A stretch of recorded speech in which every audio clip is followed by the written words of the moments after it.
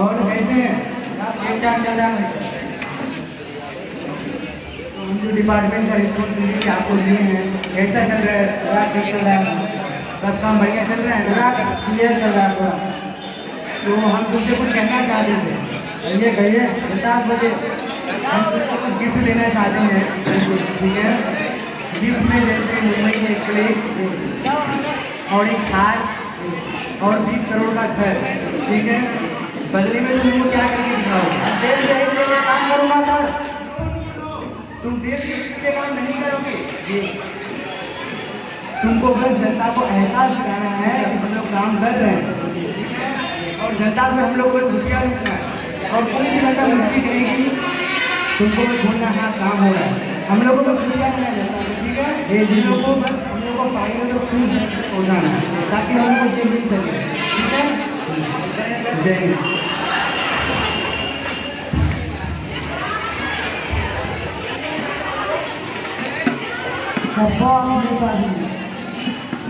नेताजी आप ये सब क्या कर रहे हैं हमारे देश में?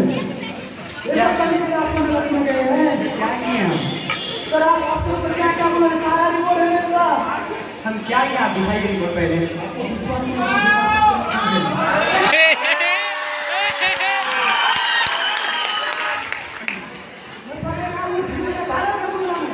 अच्छा सुनिए साइड में आइए। नहीं मैं ऐसे घुसपैठी वाला काम नहीं करूँगा। मैं जानता है कि ये सच्चाई करूँगा।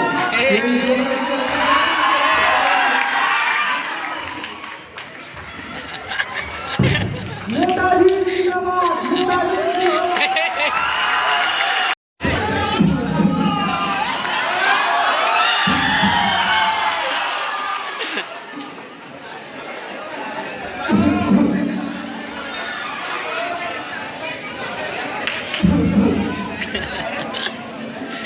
साहब मुझे 5 साल में पेंशन नहीं मिला साहब। साहब मैं बहुत गरीब हूँ साहब, मुझे पैसे की बहुत जरूरी है साहब, मुझे दवाई लेनी है साहब।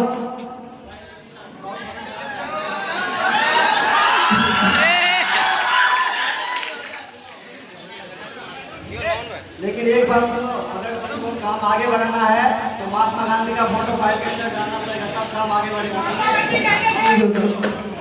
टाइम हो गया है।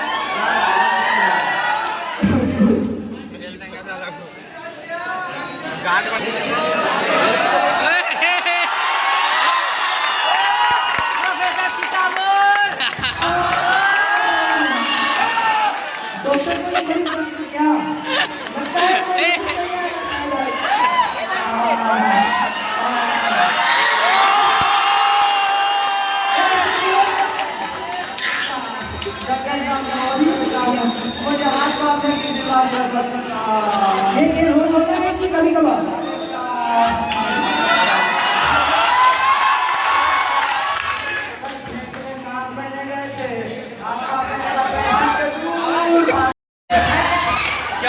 इसको ले जाओ, चेक करना पड़ेगा।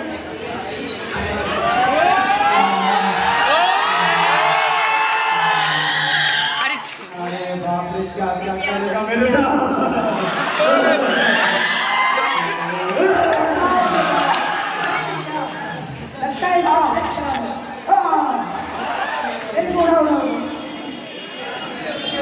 करना पड़ेगा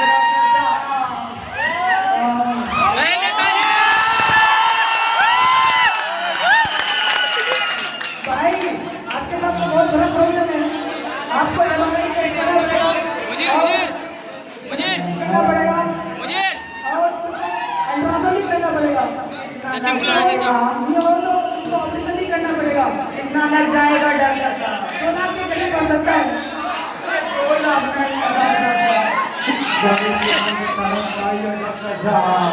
चाहिए तो अपने किसी कर दीजिए भाई।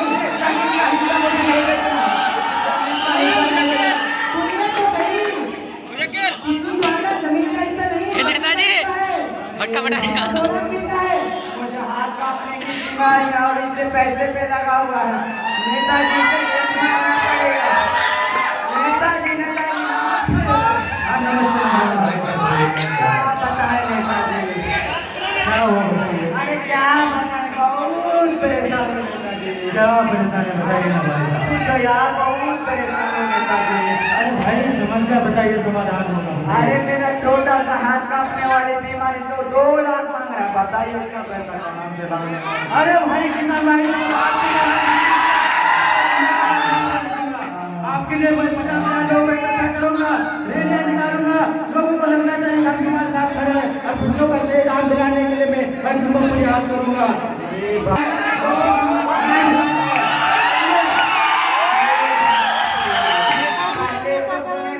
अंग्रेजी की खेती करा के भारत के लोगों को छू रहा था, लेकिन अब अपने ही नेता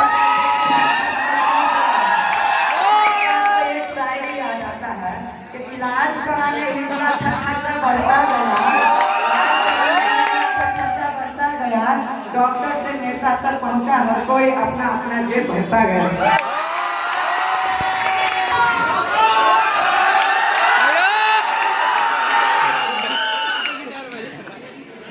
करने की भी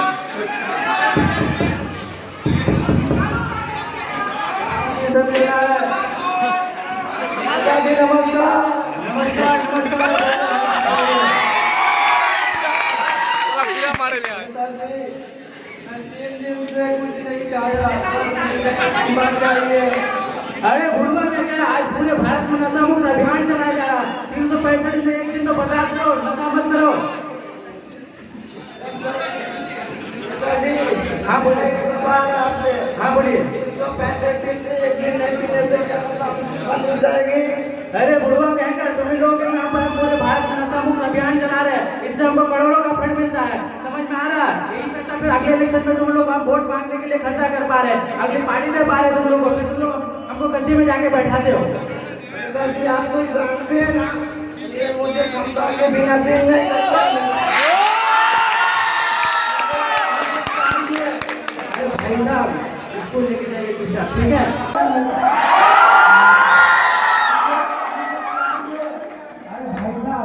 इसको लेके जाइए चुपचाप, ठीक है? किसी को कुछ नहीं बताइएगा, एकदम इसको चुपचाप से दीजिए, क्योंकि आज हम लोग का ध्यान चल रहा है पूरे साथ में।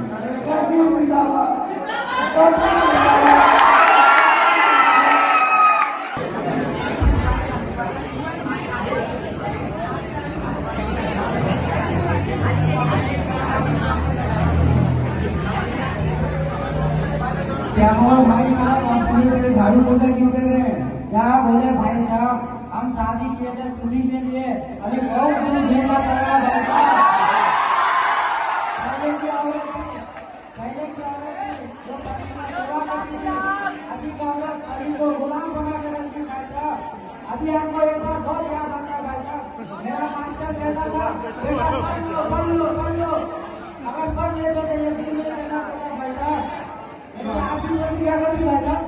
मेरी पत्नी तो सरकारी नौकरी वाली है, हम लोग दोनों के बीच ऐसा नहीं है भाई साहब, हम लोग दोनों बहुत खुश रहते हैं, एक दूसरे को समझते हैं, कभी हम लोग की झगड़ा वगैरह नहीं होता, हम लोग हर एक दूसरे के सुख दुख के साथ रहते हैं। और आपकी पत्नी क्या कहती है भाई साहब? क्या बोले भाई साहब, मेरी पत्नी ना 20 बनाती भाई साहब,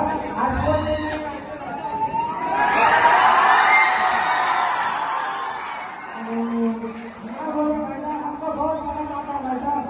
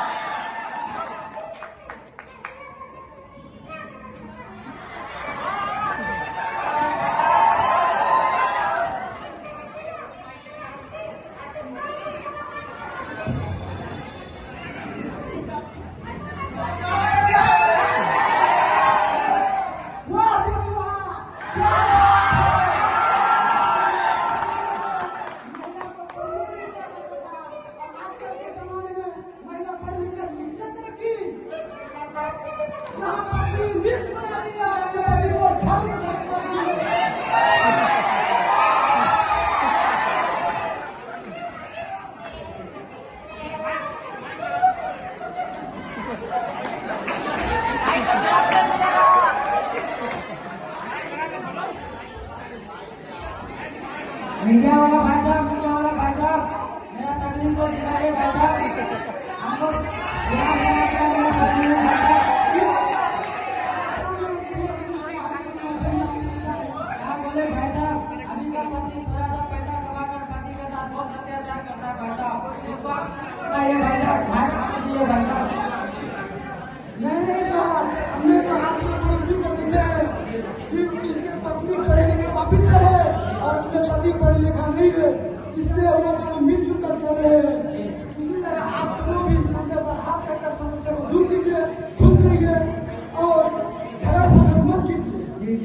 जय हिंद जय भारत। ठीक है भाई साहब।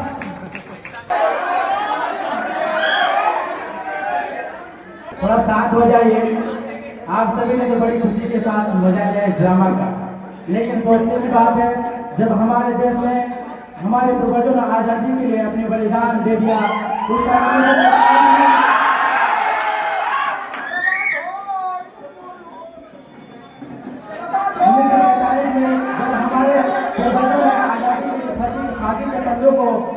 खुशी के साथ चूम लिया था, लेकिन उस टाइम हमारे पूर्वजों ने सोचा था कि आज हमारे साथ जो अंग्रेज जो अत्याचार कर रहे थे, अन्याय कर रहे थे, उस अत्याचार और अन्याय से हम लोग मुक्त हो जाए। लेकिन आज अफसोस की बात है, आज हम अत्याचार और अन्याय से मुक्त हो पाए, बल्कि वही राजनीतिक स्थिति, प्रशासनिक स्थिति और आम नागरिकों के बारे में वही जिंदगी को आप देख के समझ ही सकते हैं।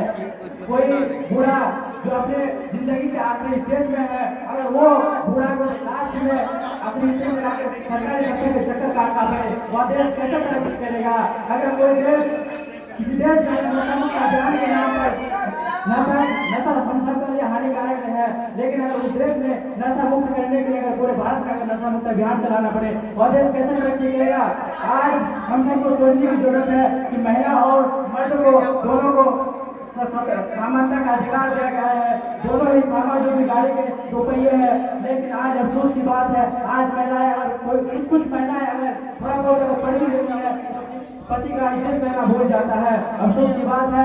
इसी तरह हम सबको अगर डॉक्टर अपनी जगह जो उसको ईमानदारी और निष्ठा के साथ काम करना चाहिए, मरीजों का सेवा करना चाहिए। अगर उस टाइम अगर गरीबों का सहायता नहीं कर पाएगा, इसका डॉक्टर बनने का क्या फायदा? सबको सोचना चाहिए कि जो सर्विस में गया सेवा में गया, सेवा को धंधा ना बनाए। हम सबको जरूरत है कि डॉक्टर अपनी जगह पर ईमानदारी के साथ काम करे, छात्र अपनी जगह पर ईमानदारी और निष्ठा के साथ काम करे, शिक्षा अपनी जगह पर ईमानदारी और निष्ठा के साथ आए, और सरकारी अफसर जो है वो अपनी जगह पर ईमानदारी और निष्ठा के साथ काम करे। ऐसे मैं आपकी बातों को खत्म करता हूँ।